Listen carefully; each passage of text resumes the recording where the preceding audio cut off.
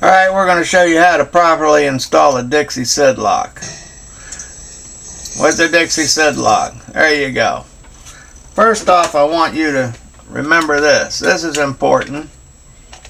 Not for me, I don't have much trouble, but this area here, where you see the red laser, clean this off with some out rubbing alcohol, or even just wipe it down real good with your thumb and a little bit of that good old stuff called saliva. Ugh. And get the dust off of it. And then the adhesive that's under here is going to give you a much better bond. This is a permanent adhesive. If you was to stick it there and leave it overnight, it probably would do the job without the screws. But I don't recommend it. I recommend go ahead and using the screws. Now, first I want you to recognize is with the door position. You see this black beam right here, this little black edge tells me and shows me clearly that this door here is over to the right, and this is a 1/4 inch or an 1/8 inch gap between this door and this door, which means I'm going to need to use the retainer to fill that area. Otherwise, this flat edge here is going to have a gap, an 1/8 of an inch between it and this flat surface here. So the door is going to want to move. Bump, bump, bump. You're going to be bumping it all the time. And it's not going to let the door open, but it's just not a snug fit. You don't want to have it that way. You want it to be snug so either doors don't move. And again, make sure this door here is pushed all the way to the left and this one is pushed all the way to the right, and the lock positions that came on them are open to ensure that you have got them fully closed as possible before you start your installation, which will expose whether a retainer is needed or not. If it's not needed, you won't see any black here. You'll just see glass. This edge will be right along here. And then you don't need to use the retainer. What is a retainer? Well, let me show that to you real quick. A retainer is that thing right there in my right hand. Right there. That's an exact 1/2 inch. So actually when you use that, even though you got an 1/8 inch gap, you still got to move this over to the left to allow for this to fit, and you want it to fit as snug as possible. Now, I've got the adhesive ready to go. I place it on there, and believe me, this adhesive makes it so easy to put these locks on, because when you don't have that adhesive, you got to fight with this thing to hold that retainer in place and hold the lock in place, and then you got to get a drill, get your screw to stay on the end of the drill bit. And trust me, the adhesive is the best thing yet that I've come up with to make the installation of these locks easy enough for a 6th grader. Today a 3rd grader. Now we're ready to put in the screws.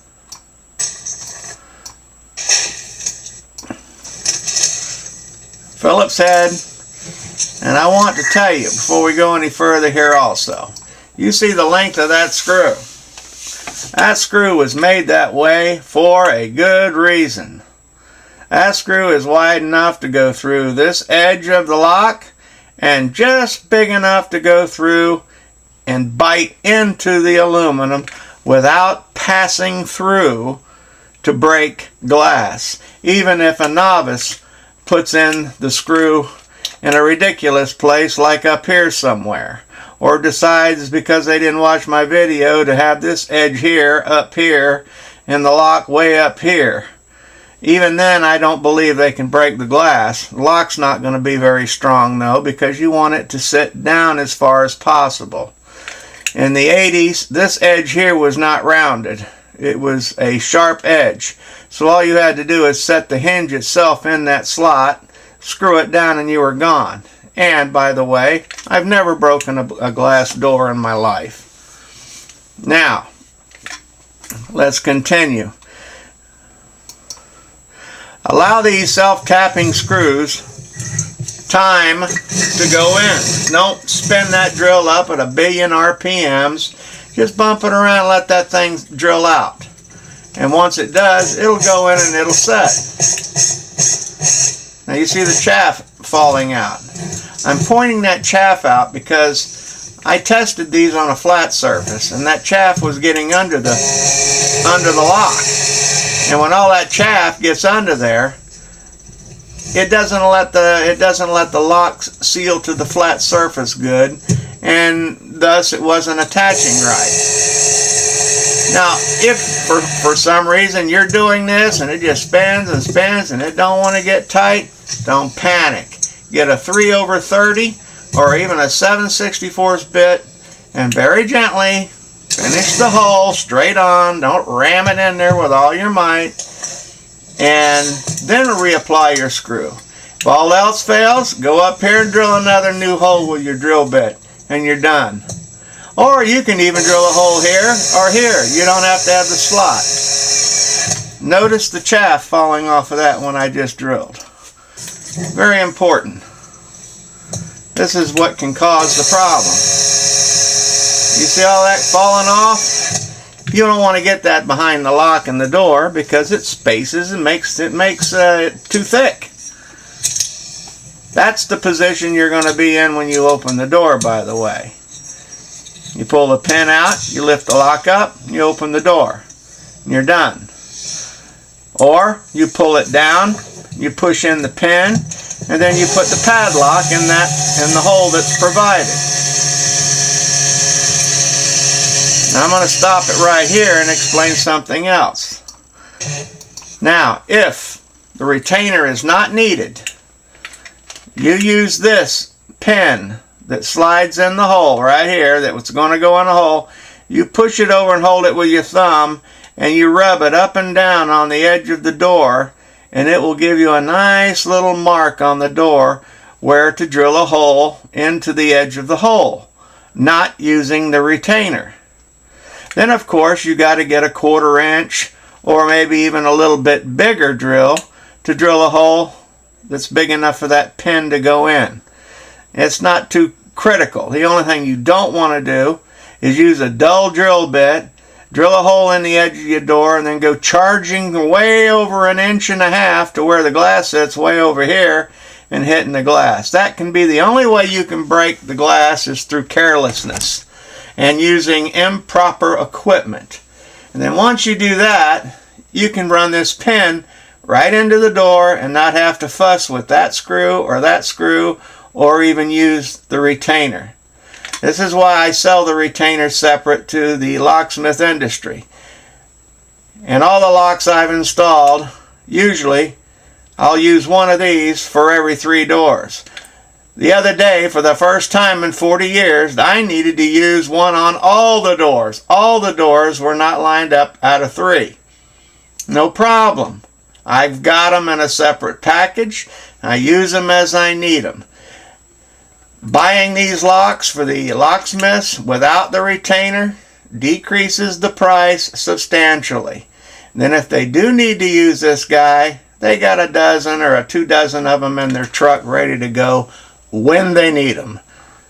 In my day, they were thrown away, which is a terrible waste. And I've also reflattened this surface as the original Dixie Sid Lock used to be. This area right here is rounded. It was from a bad die that was used, a worn out die, and trying to line that pin up with it, the lock would flip from here to here to here to here, up and down. This way you can start the lock right here and push it down without it flipping off and line the pin up over here with the hole and line it easily. This lock is correctly designed in many ways. Its thickness, allowing thinner screws as not to break glass, and it has a 4 hinge rather than 3. Let me show you what I mean by that. Right here, you look on the older ones, this has a hinge here, here, here, and here. Let me point with my finger. 1, 2, 3, 4. The slotted holes are a good 1/8 of an inch longer to allow you more room to go downward if you need to. You can even drill a hole through the lock itself with the same screws with a 7/64. A 3/30 is the exact same size as the self-tapping screws tip, which is a perfect drill bit. That's a 3/30. Look down in the description to make sure you got the right one, and then you'll be good. Make sure the doors are closed snug before you get started, so you don't have any play. And once you get it to here and it's locked, that is locked. And trust me, nobody's getting in. I know. That's what I did for a living for 45 years. When my customers were locked out, I would ask, is there another way to get in, when they had those useless medicos on their front door. In my entire career, I've never heard of an entry or a break-in by a man or a burglar picking a lock. It was a scam from the get-go. What they do is they go in the windows and then they go out the windows. With these things here, I would go around and see that and say, well, you got a problem, customer. We're going to have to drill and remove that lock on the front door. Oh, I paid almost $300 for that Medico. And then I open it in about 5 minutes. It's what I always called a screen door in a submarine. This is the way you want to go. This is where they come in. Every burglary I've ever been to was always through the glass door. They love the one over the kitchen counter, because then they can just open it up. And listen, if they break in the back door, if they come in a window, let them carry that 52-inch TV screen out the window. Don't let them go out the doors. This is the way to lock up your house and know that you've done it correctly. Also, very important, if this door is attempted to be broken into, the door is going to jackknife, meaning if my hand is the door's edge, it's going to do this. You know what happens when that happens? They got magnets in the top corner that's hooked to your alarm system. This lock doesn't only secure your door, but it's a hidden alarm switch, because now the police are on their way. Rather than the deadlocking system made by Bull Lock, or the opposite sex of lock, the door doesn't move at all. So the alarm isn't triggered, so the burglar just moseys around the house and looks for another leak into your castle. These guys right here, this is the way to go. Because with a Dixie lock, you're locked up correct. And you're locked up for 1/3 of the cost of the so-called deadlocking glass door locks. I think they start at $30. It's ridiculous. You can have these installed after the service call for $37 each. You might even find them for less. Call your local locks company, or your locks supplier, or your locksmith in the neighborhood.